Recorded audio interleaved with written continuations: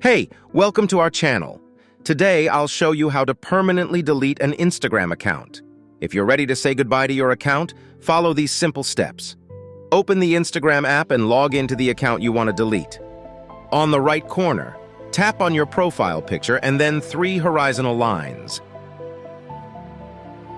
Now tap on Settings and Privacy.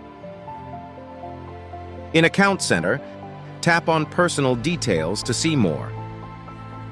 Click on the last option, Account Ownership and Control, and then Deactivation or Deletion. Select the account you want to delete and tap on it. Before deletion, Instagram will ask you reason. Select the reason and continue. Then you have to enter your Instagram password and finally delete your account. And that's it. Your Instagram account is now permanently deleted. Remember, this action cannot be undone, so make sure you're certain about this decision. If you found this video helpful, don't forget to give it a thumbs up and subscribe for more useful tips. Thanks for watching. See you in next video.